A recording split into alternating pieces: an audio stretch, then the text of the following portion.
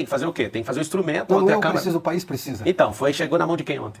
Do Pacheco, tá na mão dele. Agora ele tem que ser homem para fazer o que os deputados estão falando. Mas eu posso começar pelo Barroso, ele pode simplesmente revogar essa portaria. Então, você tem o número dele? Vamos ligar para ele. Eu tenho aqui, ó, vou achar o número dele rapidinho e vou ligar para ele. Vamos ligar agora, o que o senhor acha? Vamos pegar o número dele. O que isso vai mudar? O candidato à prefeitura mandar revogar? Você tá no inquérito também? Não estou no inquérito. E também se eu tivesse não é um problema. A questão vamos lá, você pediu minha opinião, eu dei. Recentemente, Pablo Marçal participou da sabatina da Revista Oeste, um evento que tinha tudo para ser tranquilo, calmo e leve. Afinal, a Revista Oeste compartilha um viés similar ao de Pablo Marçal. Longe de um jornalismo sensacionalista ou de lacração, totalmente alinhado com sua visão. No entanto, surpreendentemente em determinado momento, houve uma treta entre Pablo Marçal e o jornalista Piotto. Durante essa mesma sabatina, Pablo Marçal abordou assuntos diversos como propostas políticas e chegou até a comentar sobre Guilherme Boulos, o que gerou certa polêmica. Mas o ponto mais marcante da entrevista foi, sem dúvida, o confronto inesperado entre Marçal e Piotto. Outro tema delicado discutido foi o STF e o ministro Alexandre de Moraes, uma área em que Pablo Marçal frequentemente evita se aprofundar. Em outros vídeos, já vimos ele esquivar-se de questões envolvendo o Supremo Tribunal Federal, o que novamente aconteceu durante essa sabatina. Agora, vamos assistir a um trecho dessa entrevista de Pablo Marçal na Revista Oeste, que vale muito a pena conferir. Do Ricardo Nunes, eu queria saber se o senhor já tem algum nome que vai fazer parte do seu secretariado. Como eu estou propondo uma política nova, eu não estou devendo cargo para ninguém. Não quis fazer coligação para não lotear a prefeitura. Né? Ano que vem vai ser o orçamento recorde da história de São Paulo, quase 120 bilhões.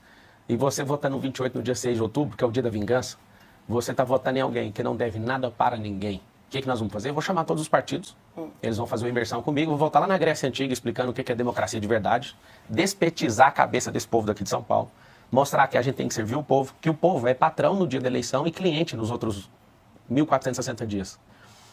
Os políticos, eles entram num processo de ludibriar a cabeça do eleitor com marketagem, e aí você vê, né? A marketagem faz o Boulos parecer alguém gente boa, alguém que até parece um homem honesto, alguém que defende família, defende tantas coisas que ele não defende. É assembleiano agora, foi pra igreja, tá tudo certo a vida dele por causa do marqueteiro. Você vê esses caras de esquerda tudo defendendo pautas que eles não acreditam. E aí tá o detalhe, eu não tenho ciúme de poder, eu sou uma pessoa 100% desapegada, mas para trabalhar comigo, para servir o povo, vai ter que ser alguém apaixonado em gente, vai ter que provar. Vou abrir para todos os partidos, mesmo não devendo nada para eles. Por quê? Porque ninguém governa um negócio desse tamanho sozinho. E eu não tenho a pretensão de fazer isso sozinho de forma nenhuma. Na Inglaterra, existe um modelo de oposição que é um modelo sombra. O que é esse modelo? Não é um modelo que a oposição é inidônea, é uma oposição idônea.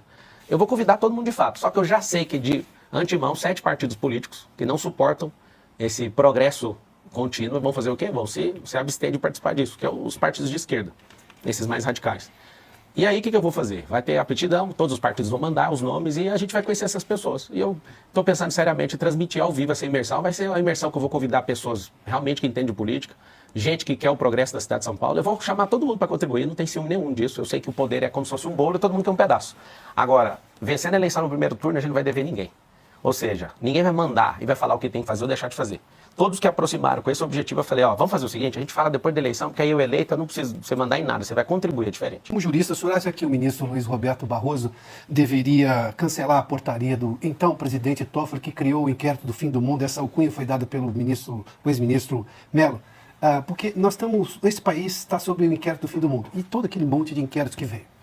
Eu vou contar uma coisa para o senhor rapidamente. Eu nunca vi tanto político dizer que tinha medo de falar, apesar deles terem, inclusive, um artigo constitucional, que além da liberdade de expressão, que é para todos nós, no artigo 5º, como o senhor sabe, eles têm o artigo 53, artigo 5º, inciso 4. Que dá, inclusive, inviolabilidade por quaisquer votos e opiniões. Mas tem uma realidade, essa é a realidade. Eu entendo o seu voluntarismo, é admirável, todo candidato tem isso, eu cubro eleição há muito tempo. Mas eu tenho uma realidade hoje que nada passa pelo Supremo, nada sai se não passar pelo Supremo. Vou dar um exemplo. Morador de rua aqui em São Paulo, ou lá em Rio das Pedras, onde eu nasci, no interior de São Paulo. A prefeitura não pode remover de forma compulsória, porque é uma decisão do ministro Alexandre de Moraes que foi referendada pelo Pleno. O governo acho que tem 120 dias para encontrar uma solução. Uma decisão do Supremo que nunca se meteu nesse assunto, que diz respeito a uma ação que o prefeito tem que tomar. Como é que o senhor vai lidar com isso? Primeiramente, como jurista, eu preciso de uma opinião técnica do senhor. O senhor acha que o ministro Barroso deveria revogar aquela portaria do Toffoli que criou todo esse absurdo jurídico que nós estamos vivendo? Na verdade, o que a gente precisa é ter celeridade no judiciário, porque A grande tática que eu vejo do sistema judiciário hoje é prender as pessoas em inquéritos para usar isso para calar elas. Isso não é do Supremo, isso é de todo o judiciário. Eu não tenho nenhum medo de falar isso. Quando eu vejo que pessoas estão se posicionando, você pode pesquisar, tem um inquérito. Esse inquérito é uma barganha, isso é uma vergonha. Não só tem que colocar prazo final, mas precisa de dar celeridade. Duas coisas. Você pediu minha opinião de jurista. Sim. Minha opinião de jurista tem que ter prazo todo inquérito. Tinha que ter o prazo final. Se não tiver... Sempre teve. Então, mas não tem. Isso, ou seja, então tem que invalidar o inquérito. O que está acontecendo? Está acontecendo vários... É minha opinião jurídica. Está acontecendo vários atos nulos por não colocar fim num processo. Não existe um processo... É preciso tirar um ministro que abusa de não, autoridade. Então, se você precisa, tem que fazer o quê? Tem que fazer o instrumento. Não, ontem eu a Câmara... preciso, o país precisa. Então, chegou na mão de quem ontem? Do Pacheco, está na mão dele. Agora ele tem que ser homem para fazer o que os deputados estão falando. Mas eu posso começar pelo Barroso, ele pode simplesmente revogar essa portaria. Então você tem o número dele? Vamos ligar para ele. Eu tenho aqui, ó, vou achar o número dele rapidinho e vou ligar para ele. Vamos ligar agora, o que o senhor acha? Vamos pegar o número dele. O que isso vai mudar com o candidato à prefeitura mandar revogar? Você está no inquérito também? Não estou no inquérito. E também se eu tivesse, não é um problema. A questão vamos lá, você pediu minha opinião, eu dei. Eu preciso das questões práticas. A questão prática é isso. Tem uma decisão do Supremo que interfere, por exemplo, na rua de São Paulo. Agora vamos para a segunda pergunta, então, que a primeira já foi respondida. Isso é uma questão, você já viu minha opinião, você pediu ela técnica. Sim. Agora vamos para a questão da cidade. A média para você tirar uma pessoa da rua é 7 vezes. Uma entrevista com abordagem, são 3 cenários. É rua, abrigo e emprego. Vou usar a arca do Felipe Sabará, que comprovadamente ela tirou 3.500 pessoas da situação de rua e deu emprego. Tem uma lei aqui no estado de São Paulo sobre agricultura familiar que a gente tem que ter um percentual mínimo né, de pessoas que fazem a merenda escolar do estado de São Paulo.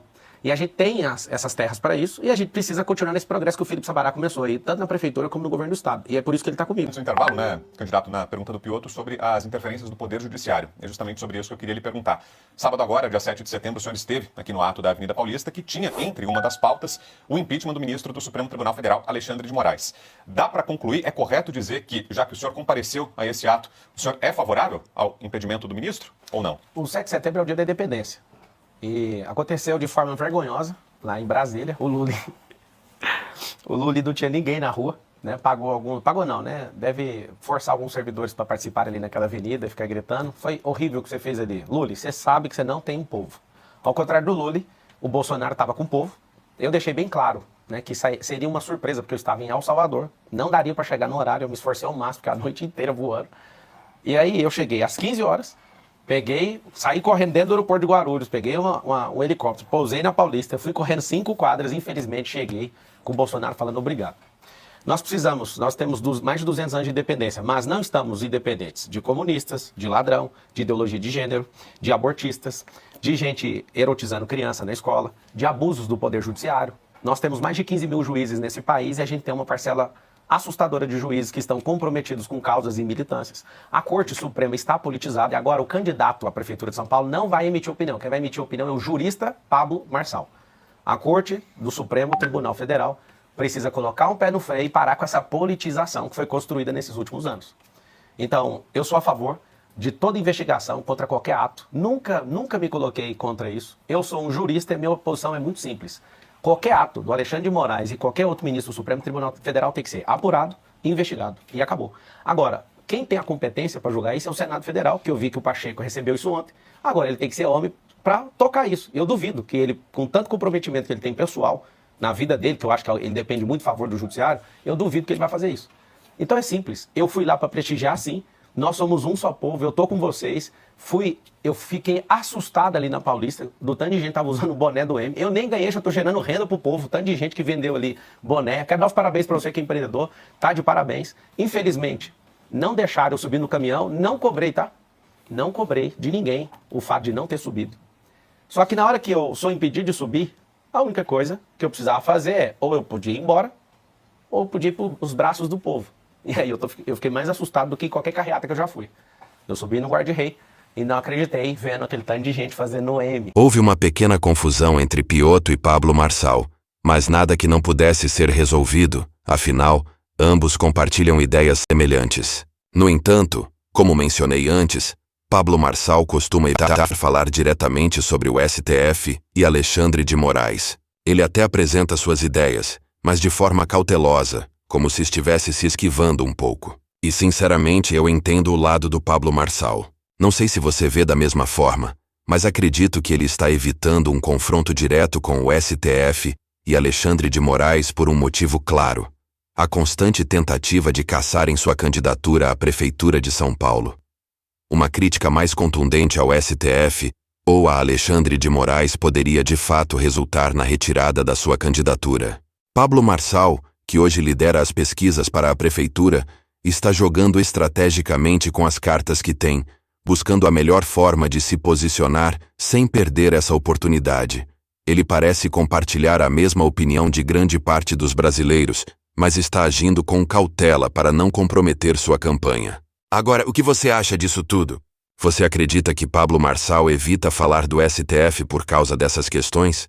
Ou haveria outro motivo? Deixe sua opinião nos comentários. E aproveitando, não se esqueça de curtir o vídeo, compartilhar com amigos e em grupos, e claro, se inscrever no canal. Ative o sino para receber notificações de novos vídeos todos os dias. Até a próxima e fiquem com Deus!